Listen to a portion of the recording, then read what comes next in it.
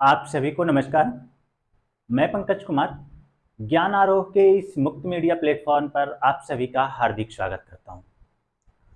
जैसा कि आप सभी को पता है, हम सब मिलकर एक यात्रा पे निकले हुए हैं। हम लोगों ने एक सीरीज का आरंभ किया है, उसका नाम है हिंदी व्याकरण। व्याकरण में भी सबसे पहले हम किस पे चर्चा कर रहे हैं? वर्णमाला या वर्ण विचार पे कर रहे हैं।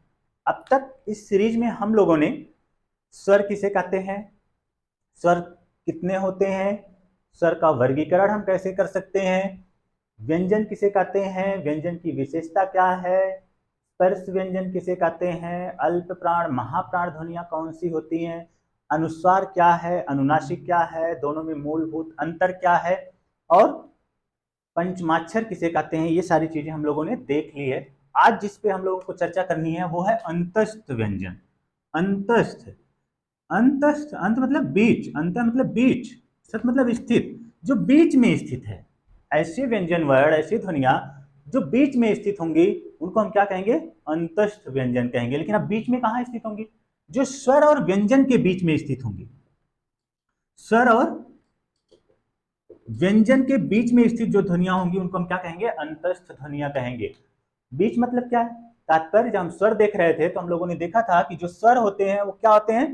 पूर्णतः स्वतंत्र होते हैं। जब हम इनका उच्चारण करते हैं तो कहीं पे अवरोध नहीं होता है। लेकिन वहीं पे जब हम व्यंजन का उच्चारण करते हैं तो ये चूंकि ये परतंत्र होते हैं, तो जब हम इनका उच्चारण करते हैं तो इनके बीच में क्या होता है? अवरोध ज्यादा होता है। तो ऐसी ध्वनियां जो न तो पूर्णतः अवरोध रहित हो, न तो पूर्णतः अवरोध से प्रभावित हो, दोनों के बीच में हो, हल्का फुल्का उसमें अवरोध भी हो और स्वतंत्र भी हो, ऐसी जो ध्वनियां होंगी उनको हम क्या कहेंगे? अंतस्थ व्यंजन ध्वनियां कहेंगी। ऐसी जो ध्वनियां हैं य, र, ल, व, ये जो चार वर्ण हैं, जो ध्वनियां हैं, जब हम इनका उच्चारण करेंगे तो ये ना तो पूर्णतः अवरोध रहित है, ना तो पूर्णतः अवरोध से युक्त है, हल्का फुल्का इनमें अवरोध भी और ये स्वतंत्र भी प्रतीत होती हैं। और जो हमारे मुखांग हैं, जब हम व्यंजन का उच्चारण कर रहे थे तो हम पाते हैं कि जो वर्गीय व्यंजन है वो किसी न किसी एक वर्ग को, जो 5 अंग है, किसी न किसी एक भाग को स्पर्श करते हुए, या वायु स्पर्श करती है या जीवा स्पर्श करते हुए, टकराते हुए वहां से जो ध्वनि निकलती है, जो वर्ण निकलते हैं, उन्हें हम स्पर्श व्यंजन कह रहे थे। उनको हम क्या कह रहे थे? स्पर्श व्यंजन कह रहे थे। लेकिन यहाँ पे जब हम इनका उच्चारण करेंगे तो पाएंगे कि जो हमारे मुखांग हैं, जो मुख के अंदर जो 5 अंग हैं, उनमें से किसी एक को ही स्पर्श करते हुए नहीं निकलेंगे। अंतः मतलब अंतस्थ, अंदर स्थित जितने भी भाग हैं, जो मुखांग हैं, सबको थोड़ा थोड़ा स्पर्श करते हुए ये ध्वनियां बाहर निकलती हैं। जब हम इनका उच्चारण करेंगे य, र, ल, व, करिए य, र, ल, व, जब आप करेंगे तो पाएंगे कि जो वायु है हल्का फुल्का कभी कंठ से हल्का स्पर्श कर रही है, और फिर ताल को, मूर्धा को, और फिर दंत को भी, ओष्ठ को भी हल्का फुल्का स्पर्श करते हुए वायु बाहर निकल रही है।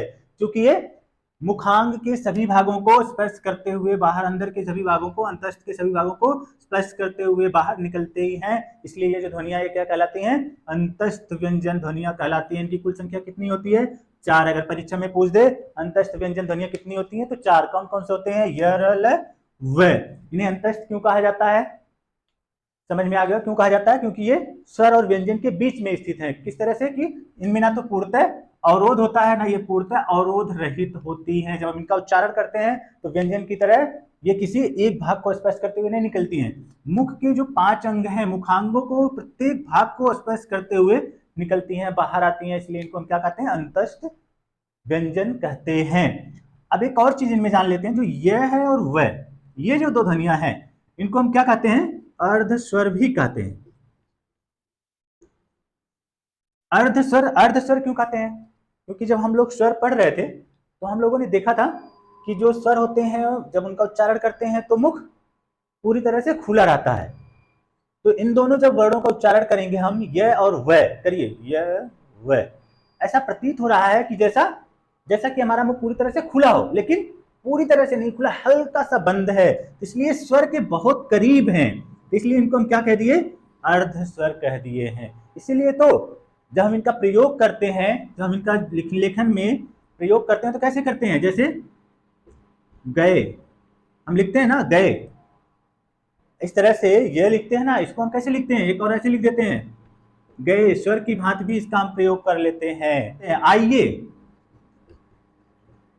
आइए, फिर इसको हम क्या लिखते हैं, आइए ऐसे भी लिखते हैं।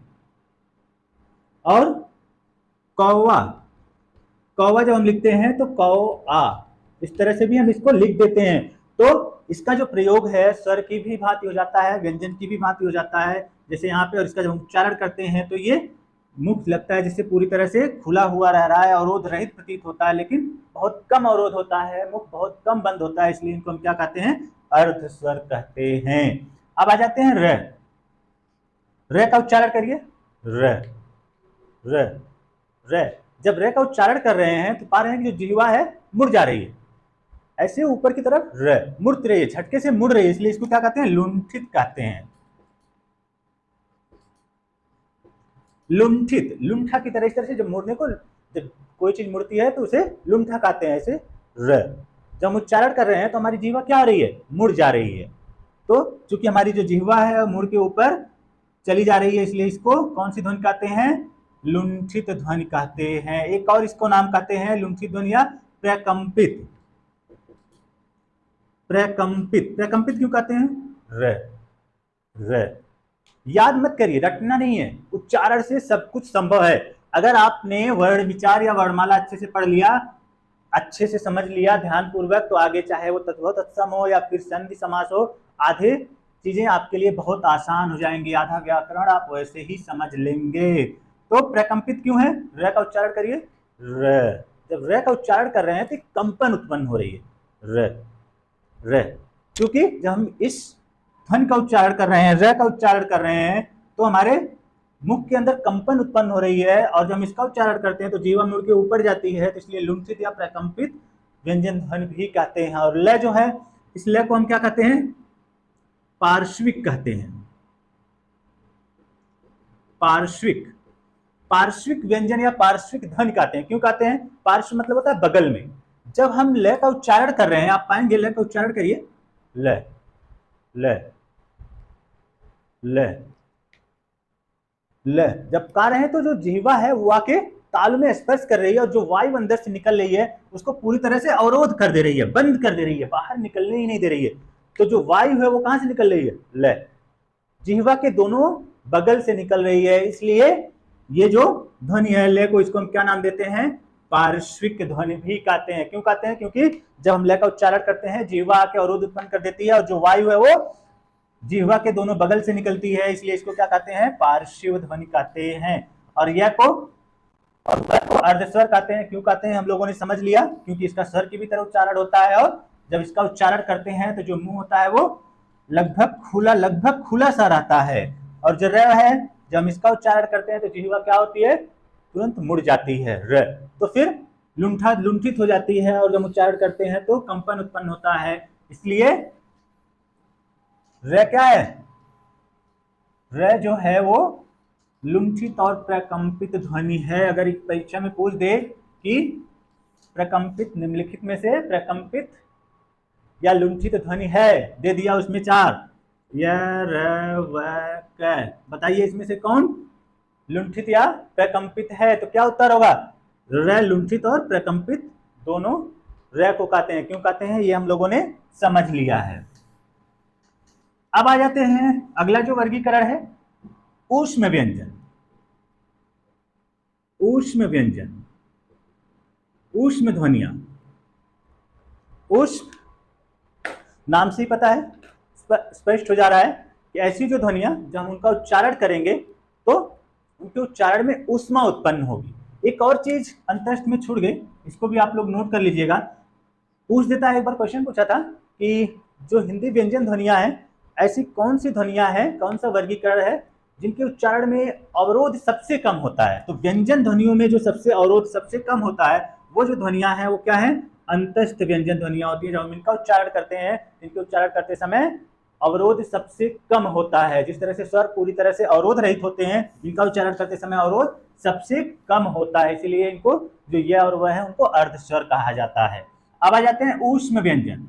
ऊष्म ऐसी ध्वनियां जिनका उच्चारण करते समय ऊष्मा का संचार होगा, तो उन ध्वनियों को हम क्या कहेंगे, ऊष्म व्यंजन ध्वनियां कहेंगे। ऐसी जो ध्वनियां होती हैं कुल कितनी होती हैं, 4। पूछ दे एग्जाम में कि जो ऊष्म व्यंजन ध्वनियां कुल कितनी होती हैं, तो 4। कौन कौन सी, श, श, श, है।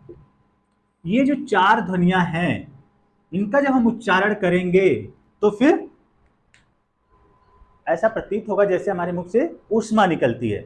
जब सर्दी लगती है, भाप कांपते हैं ना, सीटी की आवाज आती है, ऊष्मा निकलती है। जब खाना खा रहे हैं, कहीं खाने में गलती से मिर्ची लग गई तो फिर क्या होता है, ऊष्मा निकलने लगती है, सीटी निकलने लगती है। तो ऐसी ध्वनियों का, जैसे जब मिर्ची लग जाती है, उस तरह की जब ऊष्मा निकलने लगे, ऐसा जब भाव आए, ऐसा जब आभास हो, तो ऐसी जो ध्वनियां होंगी उनको हम क्या कहेंगे, ऊष्म ध्वनियां कहेंगे। उच्चारण करिए, श, श, स, है।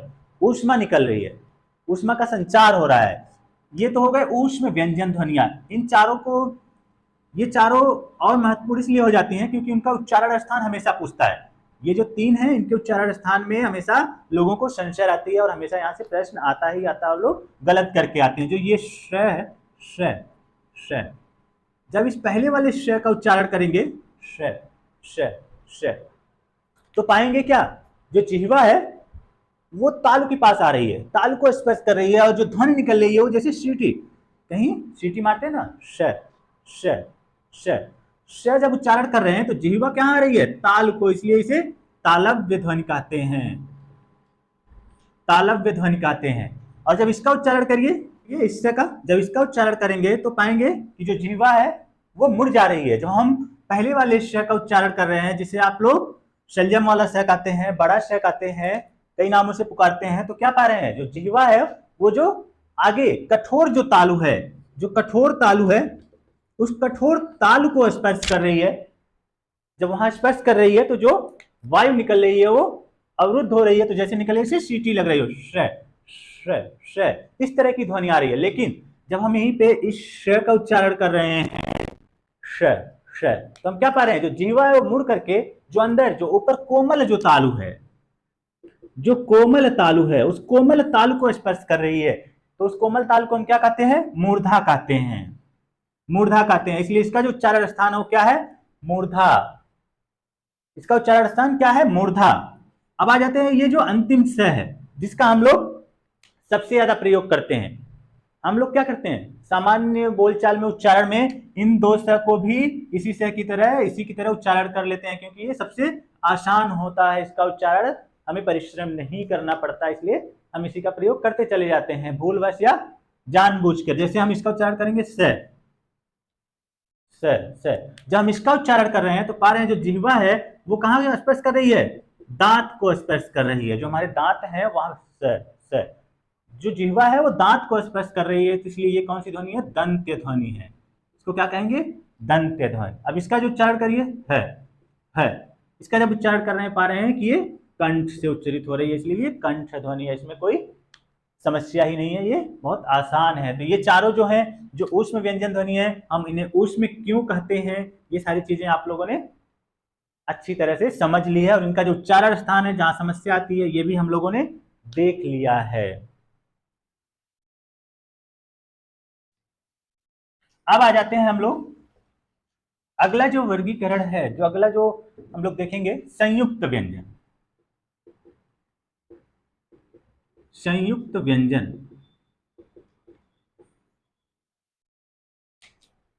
हम सबको पता है और हम पढ़ते आ रहे हैं, नर्सरी क्लास से, बचपन से ही पढ़ते आ रहे हैं। जो संयुक्त व्यंजन होते हैं वो कुल कितने होते हैं, चार। कौन कौन होते हैं, छ, त्र, ज्ञ, श्र। ये जो चार हैं इनको हम क्या कहते हैं, संयुक्त व्यंजन। क्या कहते हैं, संयुक्त, छ, त्र, ज्ञ, श्र, इन चारों को हम संयुक्त व्यंजन कहते हैं।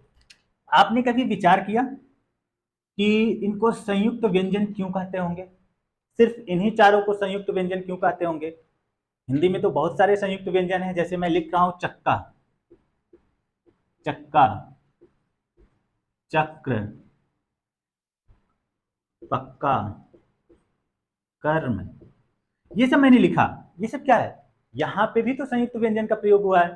संयुक्त व्यंजन किसे कहते हैं, जब दो व्यंजन ध्वनियां एक स्वर की सहायता से उच्चरित होकर के एक नई ध्वनि को उच्चरित करेंगे, उसी को हम संयुक्त व्यंजन कहेंगे। तो इसका जो आधार बना कि हम इन चारों को ही संयुक्त व्यंजन कहेंगे। इसलिए कहेंगे क्योंकि विद्वानों ने जब इस पे अध्ययन किया तो पाया कि ये जो चार हैं, ये जो जिन जिन वर्णों से ये चारों मिलकर बने हैं, इनके संयुक्त होने की संभावना सबसे ज्यादा थी। जब आप हिंदी में लेखन करेंगे, लेखन करने में ये जो चार जो वर्ण हैं, जो ध्वनियां बनी हुई हैं, इनके उच्चारण में, जब लेखन में सबसे ज्यादा इनके संयुक्त होने की संभावना विद्यमान थी, तो बार बार इनके लेखन में संयुक्त करने की समस्या ना आए, इसलिए जो भाषा वैज्ञानिक थे, जो विद्वान थे, उन लोगों ने इसको, इन दो वर्णों को मिला करके एक नए वर्ण की संरचना कर दी, जिसे हम संयुक्त व्यंजन कहते हैं। तो अब हम आ जाते हैं, ये जो चार वर्ण हैं, इनका निर्माण कैसे हुआ, ये बने किससे हैं, किन किन वर्णों से मिलके। समझे? आप लोग कुछ समझ पाए कि संयुक्त व्यंजन क्यों कहा गया होगा? इसलिए कहा गया कि जब विद्वानों ने पाया, भाषा वैज्ञानिकों ने पाया कि जब लेखन कर रहे थे तो सबसे ज्यादा जो कुछ वर्ण थे, गिने चुने कुछ वर्ण थे, उनके संयुक्त होने की संभावना सबसे ज्यादा थी। सबसे ज्यादा बार वो संयुक्त हो रहे थे जब लेखन का अभ्यास किया जा रहा था। तो विद्वानों ने उनको संयुक्त करके, बार बार उन्हें परिश्रम ना करना पड़े, इसलिए उन्होंने उसे संयुक्त करके नए वर्णों का ही निर्माण कर दिया। जब उन्हें संयुक्त करने के जिस तरह की ध्वनि निकलती थी, उस तरह की ध्वनि का निर्माण कर दिया। इन्हीं को हम क्या कहते हैं? संयुक्त व्यंजन कहते हैं या संयुक्त ध्वनियां कहते हैं। अब एक एक करके हम लोग देख लेते हैं। जो छ है, छ जिसे आप लोग छतरी वाला छ कहते हैं, इसका जो निर्माण हुआ है वो किससे हुआ है? क हलन श, जो मूर्धा वाले श से हुआ, क धन श, क में हलंत रहेगा, ये ध्यान देना बहुत जरूरी है। अब आ जाते हैं त्र। त्र का जो निर्माण हुआ है, त्र जो बना है, त हलंत र, इससे त्र संयुक्त व्यंजन बना हुआ। अब आ जाते हैं ग, जो सबसे ज्यादा समस्या पैदा करता है, लोगों को कंफ्यूज हो जाते हैं। समस्या आती है कि जो ग है, ग, इसका निर्माण किससे हुआ?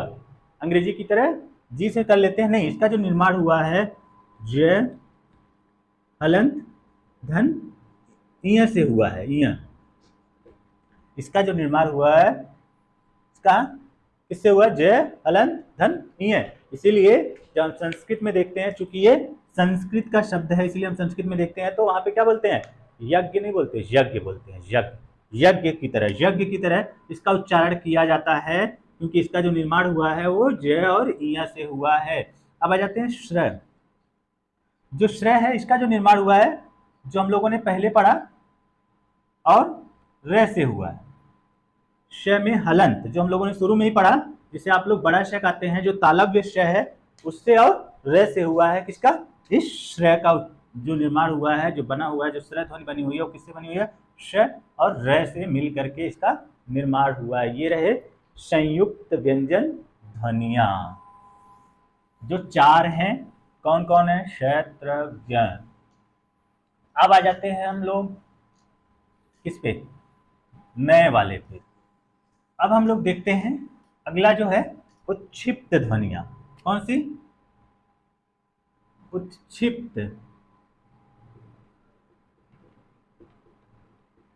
उत्क्षिप्त, उत्क्षिप्त ध्वनियां, इसी को हम क्या कहते हैं? उच्छ्रिप भी कहते हैं। उच्छ्रिप, इसी को एक और नाम दिया जाता है, क्या दिया जाता है? द्विगुण। द्विगुण, इसी को एक और नाम दिया जाता है, क्या नाम दिया जाता है? ताड़न जात। ताड़न जात, सब नामों के ऊपर हम चर्चा करेंगे हम लोग, क्यों इनको ये नाम दिया जाता है। जो उत्क्षिप्त ध्वनियां है, उत्क्षिप्त ध्वनियां या द्विगुण ध्वनियां है, ये हिंदी में कुल कितनी पाई जाती हैं? दो। कौन कौन? कौन कौन सी दो ध्वनियां पाई जाती हैं? ड़ ड़, ड़ ड़। समझ रहे ना? ये जो सड़क है, सड़क, और ये जो पढ़ है, ड़ है, ड़ है, ये ड नहीं है, ये ढ नहीं है। जो हम लोग स्पर्श व्यंजन जब हम पढ़ रहे थे, तो वहां हम लोगों ने पाया था कि जो मूर्धन्य ध्वनियां दो थी, ड और ढ, ये वो दोनों ध्वनियां नहीं है। इनके नीचे क्या लगा हुआ है? बिंदी लगी हुई है, जिसे नुक्ता कहते हैं। ये बिंदी लगी हुई है, तो इसका उच्चारण बदल गया है। ये क्या है? सड़क, ड़ ढ़, पढ़, ड़ ढ़, ड़ ड़ हैं।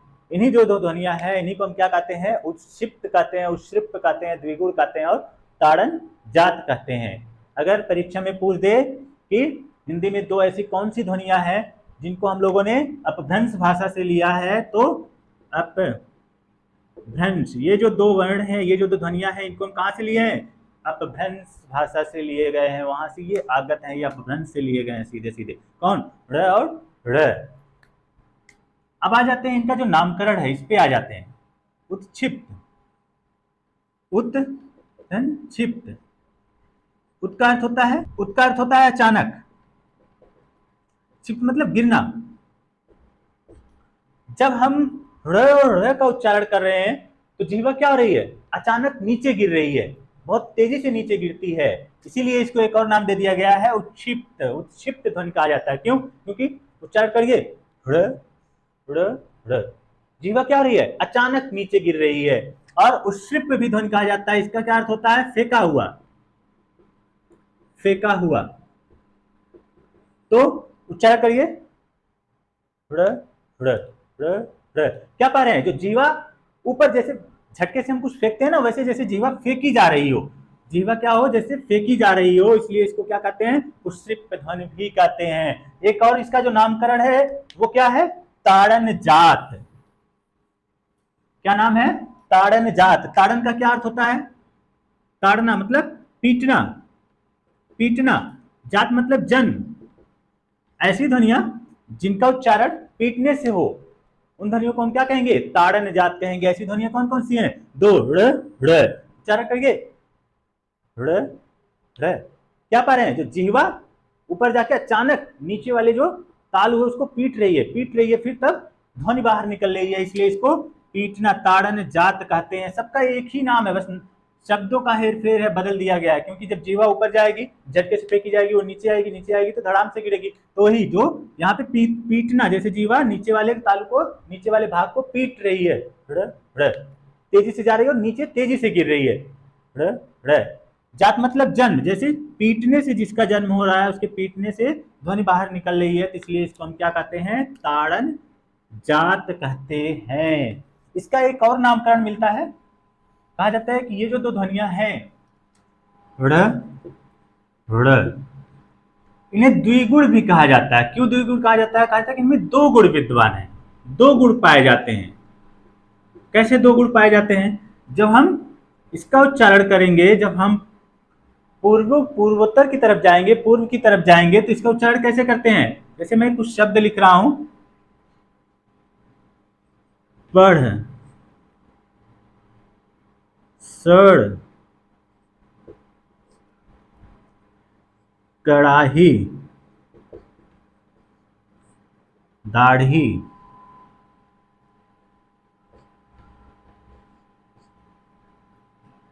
कढ़ी। मैंने ये शब्द लिखा, जब हम इसका उच्चारण करेंगे, पूर्वी हिंदी वाले जब इसका उच्चारण करते हैं तो कैसे करते हैं, इसमें ड में रे का उच्चारण करते हैं, ढ में भी रे का उच्चारण करते हैं, रे का। कैसे, जब पूर्वी हिंदी वाले क्या बोलते हैं, पढ़ नहीं बोलते हैं, पढ़ रहे हैं, और सर गया, सर नहीं बोलते हैं, सर गया। और इसको क्या कहते हैं, कड़ाही नहीं बोलते, कराही बोलते हैं, कराही। और इसको दाढ़ी, दाढ़ी नहीं बोलते हैं, दाढ़ी बनवाई जाती है, दाढ़ी, दाढ़ी बोलते हैं, दाढ़ी, दाढ़ी।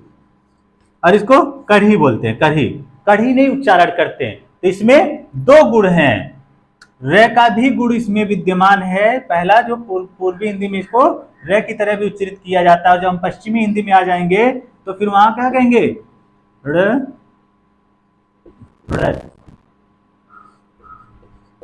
जब हम इसका उच्चारण करेंगे तो इसका जो मूर्धन्य ध्वनियां हैं, पढ़, पढ़ नहीं कहेंगे, पढ़, पढ़, पढ़ कहेंगे, पढ़। यहां पे ये हटा देंगे बिंदी, सड़ गया, पढ़ लिया, पढ़ लिया, पढ़ लिया नहीं बोलते वहां पे, पढ़ लिया, पढ़ लिया। जब पश्चिम में जाएंगे, पश्चिमी हिंदी में, वहां के लोग उच्चारण करते हैं पढ़, पढ़ गए, पढ़ गए, पढ़, पढ़, पढ़ लिए, पढ़ लिए, पढ़ लिए बोलते हैं, पढ़ लिए नहीं बोलते हैं, सड़ नहीं बोलते हैं, सड़ गया, सड़ गया। वहीं जब पूर्वी हिंदी में आते हैं, यहाँ पे जब हम आते हैं क्या बोलते हैं, पढ़ लिया हमने, पढ़ लिया, सर गया सब कुछ, सर नहीं बोलते हैं। तो ये दोनों गुण मिलते हैं इसमें, र और जो ड है, ढ है, ढ इसका भी गुण मिलता है, दोनों गुण मिलते हैं इसमें, इसलिए इसको क्या क्या नाम दिया जाता है, द्विगुण नाम दिया जाता है। और उच्छिप्त क्यों दिया जाता है, उत्सृप्त क्यों दिया जाता है, ताड़न जात क्यों नाम दिया जाता है, इन सारी चीजों पे हम लोगों ने चर्चा कर ली है।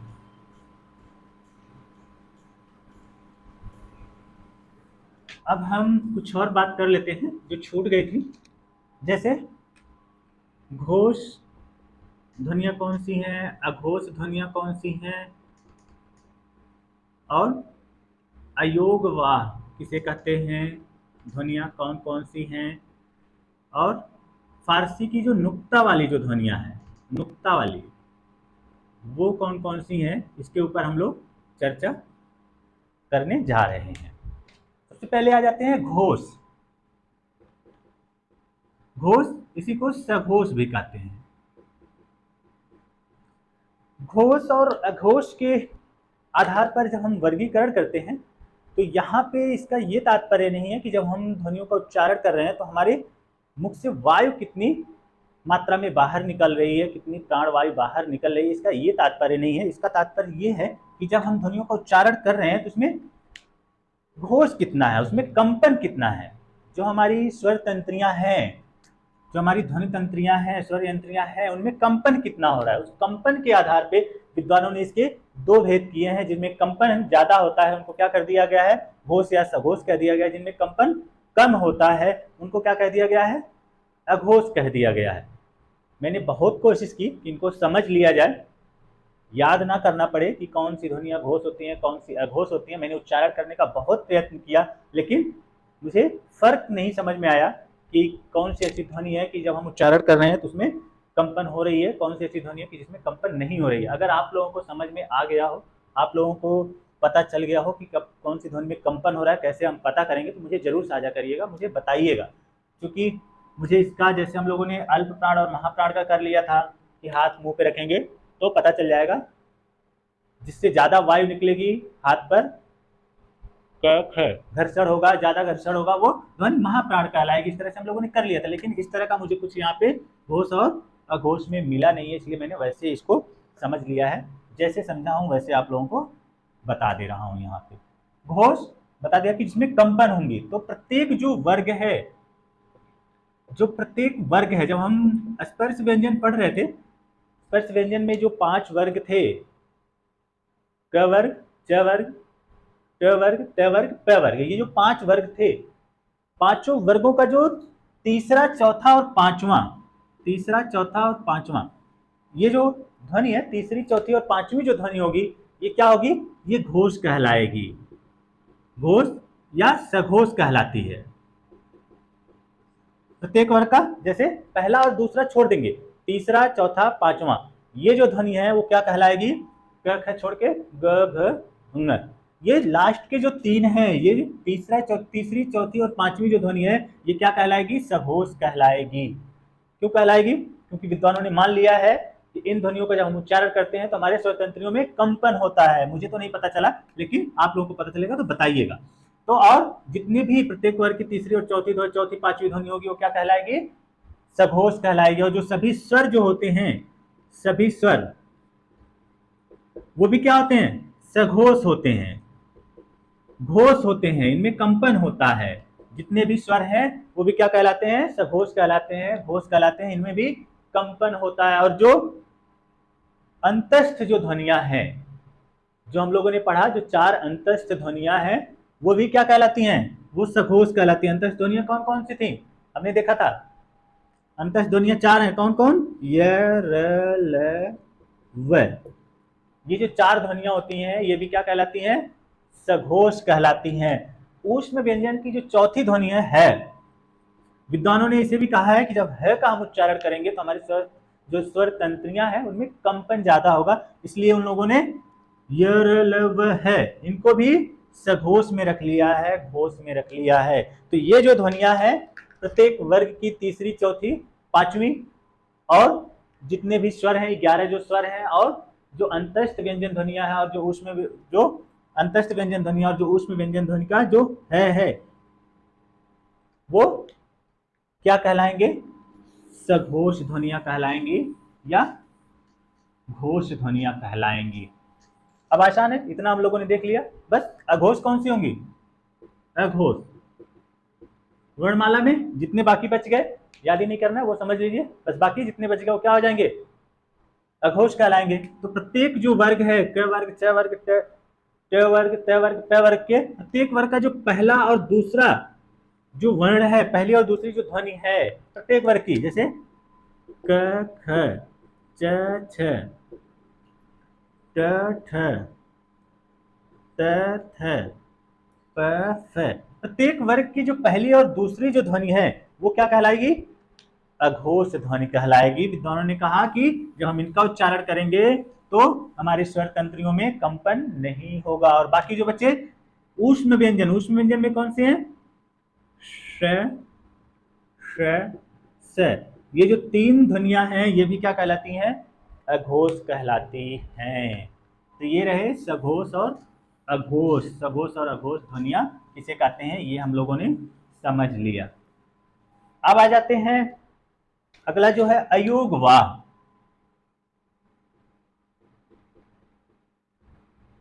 अयोगवाह, इस शब्द को लेकर के बहुत संशय होता है, बहुत सारी दुविधा रहती है, बहुत लोगों को समस्या का सामना करना पड़ता है कि अयोगवाह किसे कहते हैं।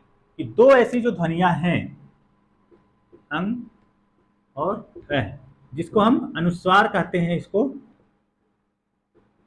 और इसको क्या कहते हैं? विसर्ग कहते हैं। ये जो दो ध्वनियां हैं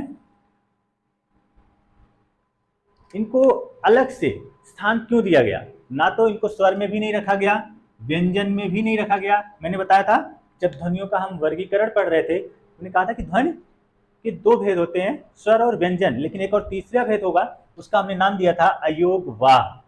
तो आज हम लोग अयोगवाह के ऊपर चर्चा कर रहे हैं। अयोगवाह मतलब रहित, योग जिसका योग रहित जो हो, योग रहित होने के बाद भी वाह मतलब वहन करना, साथ साथ चलना, जो योग रहित होते हुए भी, योग ना होते हुए भी जो साथ साथ चले उसको हम क्या कहेंगे?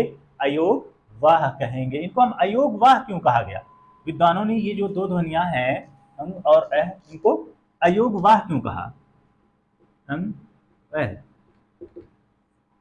प्राइमरी के स्कूलों में जब हम लोग पढ़ते आ रहे हैं वहां पे हम लोगों ने तो इसको स्वर में पढ़ लिया था, और जब बहुत आगे आप जाएंगे तो वहां पे कुछ विद्वान इसको व्यंजन में रख लेते हैं, लेकिन जो एक सर्वमान्य मान्यता है इसको अयोगवाह कहा जाता है। क्यों कहा जाता है?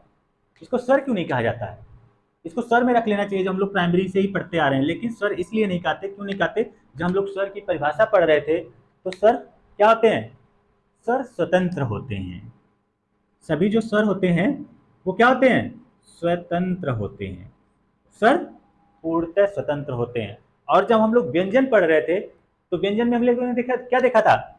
व्यंजन हमेशा, पीछे जाइए, व्यंजन हमेशा क्या होते हैं? परतंत्र होते हैं, स्वतंत्र पे निर्भर होते हैं ये। और हमेशा क्या होते हैं? जब हम व्यंजन का उच्चारण करते हैं व्यंजन पहले आते हैं, व्यंजन पहले आते हैं और स्वर क्या होते हैं? स्वर बाद में आते हैं। ये कुछ विशेषताएं ध्यान में रखिए, अपने आप समझ जाएंगे कि इनको अलग से वर्ग में रखने की आवश्यकता क्यों पड़ी। अब आ जाइए इनके ऊपर। उच्चारण करिए, इसको अलग तो हम नहीं कर सकते, लेकिन जब हम उच्चारण कर रहे हैं तो इसमें कैसी ध्वनि आ रही है?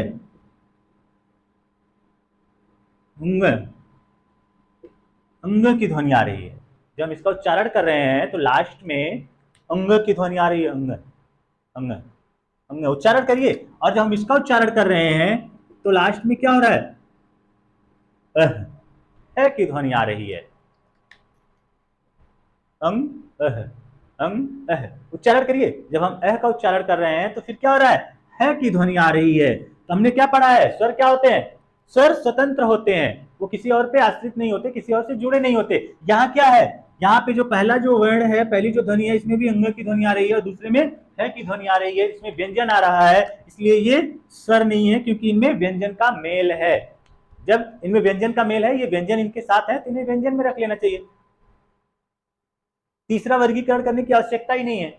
लेकिन नहीं, तीसरा वर्गीकरण करने की आवश्यकता इसलिए पड़ी कि जब हम व्यंजन पढ़ रहे थे तो हम लोगों ने क्या देखा, व्यंजन जो होते हैं, व्यंजन पहले आते हैं, स्वर बाद में आते हैं। जैसे हमने क का उच्चारण किया, हम इसे तोड़ेंगे तो क पहले व्यंजन आया, बाद में स्वर आया। लेकिन हम यहाँ क्या देख रहे हैं, हम यहाँ देख रहे हैं पहले स्वर आया है, फिर व्यंजन आया है, पहले स्वर आया है, फिर व्यंजन आया है। तो ये ना तो स्वर की परिभाषा में सटीक बैठ रहे हैं, ना तो व्यंजन की परिभाषा में सटीक बैठ रहे हैं, इसलिए इसको एक अलग वर्ग में रख दिया गया है, अयोगवाह। और ये व्यंजन और स्वर के साथ साथ साथ चलते हैं, इसलिए इन्हें कहा जाता है ये दोनों ना तो व्यंजन है ना तो स्वर है, योग ना होते हुए भी ये स्वर और व्यंजन के साथ साथ चलते हैं, इसलिए इनको क्या कहा जाता है, अयोगवाह कहा जाता है। इसलिए इनको क्या कहता है, अयोगवाह। अब हम लोग अंतिम देख लेते हैं, जो है नुक्ता वाली जो ध्वनियां होती हैं वो कौन सी होती हैं। जो फारसी की कुछ जो ध्वनियां हैं जिनके नीचे हम नुक्ता लगा देते हैं, नुक्ता किसे कहते हैं, जैसे कुछ ध्वनियां आप लोगों ने देखी होगी, क ख ग फ ज, ये ध्वनियां आप लोगों ने देखी होगी कि ये जो क ख ग फ ज, ये जो ध्वनि इनके नीचे ये जो बिंदी लगी हुई है, इसी को हम क्या कहते हैं, नुक्ता कहते हैं, नुक्ता। इन्हें क्या कहते हैं हम, नुक्ता। ये इसलिए कहते हैं ताकि हमें पता चले कि ये जो ध्वनियां हैं ये हिंदी की नहीं है, ये किसकी हैं, फारसी की हैं, फारसी की हैं। इनका उच्चारण अलग तरह से होता है, थोड़ा सा अलग होता है। जैसे कलम, कलम मैंने लिखा कलम कलम, लेकिन यहाँ पे हमने नुक्ता लगा दिया मैंने, तो क्या हो गया, इसका उच्चारण और गले पे जोर देना पड़ेगा। ये जो क है ये कंठ से उच्चारित होता है, लेकिन जब हम नुक्ता वाला जब क उच्चारण करेंगे, नुक्ता वाले क का उच्चारण करेंगे तो कंठ पे और ज्यादा जोर देना पड़ेगा, कलम कलम कलम और कलम। इसका सीधा सा इतना जोर नहीं देना पड़ता, इसका अर्थ भी अंतर हो जाता है। जब हम नुक्ता लगा देंगे तो ये पता चल जाएगा कि ये हिंदी के शब्द नहीं है, फारसी के हैं, तो यहाँ पे इनके अर्थ में भी परिवर्तन हो जाता है। ये जो कलम है, कलम, इस कलम का अर्थ होता है काटना, कलमी आम जो होता है, कलम जो कर देते कलम, और इस कलम का अर्थ होता है लिखने वाला, लिखने वाला। यहां पे आ जाते हैं, यहां पे ख, ख नहीं, सामान्य ख नहीं है, क्योंकि नुक्ता लगा है तो हम कंठ पे जोड़ देंगे। जैसे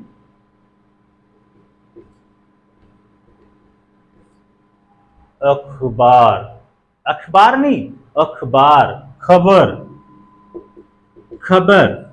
इनका जब हम उच्चारण करेंगे तो फिर क्या होता है, कंठ पे हमें जोर देना पड़ता है। यहां पे आ जाते हैं ग, ये सामान्य ग नहीं है, नुक्ता लगा हुआ है, तो इनका जब हम उच्चारण करेंगे तो ग की तरह नहीं करेंगे, कैसे करेंगे, ग ग। जैसे गज, गज, एक होता है गज, एक होता है गज, गज। कंठ पे और ज्यादा जोर देना पड़ेगा, तो इसे हम क्या कहेंगे, इस जो गज है इसका क्या होता है, मापन, जो दूरी होती है, मापने वाली जो दूरी होती है उसे गज कहते हैं, 2 गज, 3 गज, 4 गज। और इसका गज का अर्थ क्या होता है, हाथी। तो अर्थ में भी अंतर हो जा रहा है, जब हम नुक्ता लगा करके वही शब्द नुक्ता लगा दे रहे हैं तो इनके अर्थ में भी परिवर्तन हो जा रहा है, इनका उच्चारण भी परिवर्तित हो जा रहा है। अब यहाँ पे आ जाते हैं फ, फ, ये सामान्य फ नहीं है, फ, फ, फ, फ बोला जाएगा, जैसे फन और फन, फन। एक है फन, फन, और एक है फन, दोनों में उच्चारण में अंतर है। पहला क्या है, फन, फन, दूसरा क्या है, फन। पहले फन का जो अर्थ है वो क्या है, कला, दूसरे फन का अर्थ है, जो सांप का जो फन होता है उसको कहते हैं फन, फन, फन। आज के जो फन है, आज का जो कला का जो दौर है, आज के फन का जो दौर है, फन मतलब कला, स्फन मतलब सांप, सांप का जो फन होता है उससे है। और इसका जो जरा, ज जरा और जरा दो होते हैं। जब नुक्ता लगाते हैं कि हम जरा, जरा सा नमक, जरा सी चीनी, तो जरा मतलब थोड़ा, जरा मतलब थोड़ा। इस जरा का अर्थ होता है बूढ़ा, बुढ़ापा, बुढ़ापा। तो ये जो नुक्ता वाली जो ध्वनियां है, ये हिंदी की ना होकर के फारसी से हम लोगों ने इसको लिया हुआ है। जब इनका उच्चारण इसलिए करते हैं, इसका उच्चारण जब हम करते हैं तो उच्चारण में भी परिवर्तन हो जाता है और इनसे जो शब्द बनते हैं उन शब्दों का अर्थ भी अलग होता है। तो ये रहे जो 5 उल्टे हिंदी में नुक्ता वाले शब्द कुल कितने लिए गए हैं फारसी से, तो कुल कितने लिए गए हैं, 5 लिए गए हैं। तो अब तक हम लोगों ने जो वर्ण विचार था उस पर काफ़ी कुछ चर्चा कर ली हम लोगों ने। स्वर भी देख लिया, व्यंजन भी देख लिया, व्यंजन का वर्गीकरण भी देख लिया, जो कुछ भी छूट रही थी मुझे लगता है कि बहुत सारी चीज़ें कवर कर ली गई है हम लोगों के द्वारा। लेकिन अगर कुछ छूटता है, जहाँ लगता है आप लोगों को कि इस पर चर्चा करनी चाहिए, तो आप लोग सुझाव दीजिएगा, हम लोग मिलकर उस पर चर्चा कर लेंगे। और जो कुछ भी छूट गया होगा, अगर मुझे लगता है कि कहीं वो चीज़ें छूट गई हैं, तो आगे इसके बाद हम लोग ये जो वर्ण विचार आज समाप्त हो रहा है, इसके बाद हम लोग प्रश्नोत्तरी करेंगे, प्रश्न अभ्यास करेंगे। जो हम लोगों ने पढ़ा है उसका रिवीजन करेंगे, दोहराएंगे कि हम लोगों ने सही सीखा है कि नहीं, हम उसका प्रश्न कर पा रहे हैं कि नहीं। और वो जो प्रश्न करेंगे, कोशिश करूंगा कि जो भी अब तक प्रतियोगी परीक्षाएं हुई हैं उन सभी प्रतियोगी परीक्षाओं के क्वेश्चन जो होंगे वही इकट्ठा करके मैं आप लोगों के साथ साझा करूंगा, उस पर चर्चा करूंगा। तो जो कुछ छूट गई होगी हम उस प्रश्नोत्तरी में भी चर्चा कर लेंगे। अगर कोई वर्ण विचार से, वर्णमाला से, ध्वनि संरचना से, वर्ण संरचना से कोई ऐसा विषय जो आप लोगों को लगता है इस पे चर्चा होनी चाहिए थी, छूट गई है, तो आप लोग बताइएगा, मैं उस पर चर्चा कर लूँगा। तो जो कुछ भी अब तक हम लोगों ने वर्णमाला में या वर्ण विचार में पढ़ा उसको आप लोग रिवीजन करिएगा। कल हम लोग इसका अभ्यास करेंगे, क्वेश्चन करेंगे, प्रश्न करेंगे। तो आज के लिए बस इतना ही। पढ़ते रहिए, स्वस्थ रहिए, मस्त रहिए, हंसते रहिए, मुस्कुराते रहिए। बहुत बहुत आभार।